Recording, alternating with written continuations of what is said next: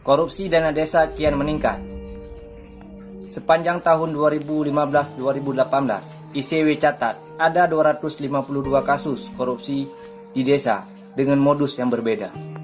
Jika boleh saya bertanya kepada teman-teman semua dimanapun Anda berada, jadi apa dana desa di tempat Anda?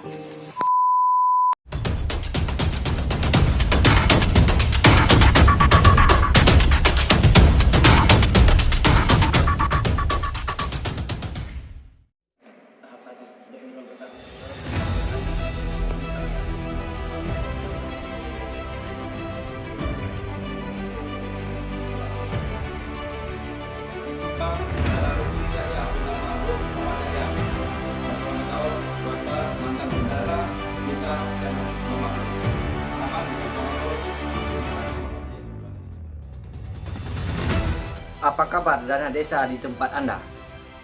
Dua cuplikan video tadi berasal dari provinsi yang sama, dengan kasus yang sama namun modusnya yang berbeda.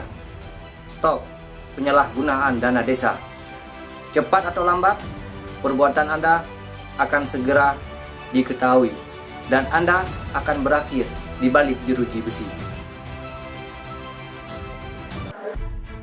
Saya mencatat total dana desa yang dialokasikan dalam APBN selama kurang lebih 5 tahun ini sebesar 329,8 triliun. Saya ulangi, 329,8 triliun. Jika dalam 5 tahun terakhir pemerintah telah mengalokasikan dana sebesar 329,8 triliun rupiah yang berfokus dan terpusat kepada pembangunan dan perbaikan infrastruktur pedesaan, muncul beberapa pertanyaan.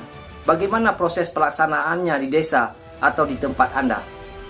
Sebagai contoh sebut saja pembangunan jalan, pasar, jembatan, serta kegiatan-kegiatan lain yang bisa menunjang aktivitas ekonomi masyarakat.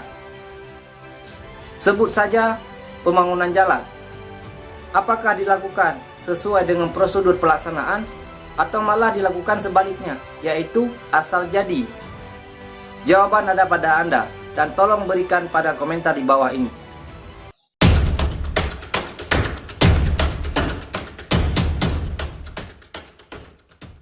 Tahun 2020 ini, anggaran desa secara persentase semakin naik dan pemerintah berjanji kenaikan ini akan terus berlanjut demi kemajuan dan kesejahteraan masyarakat yang ada di desa.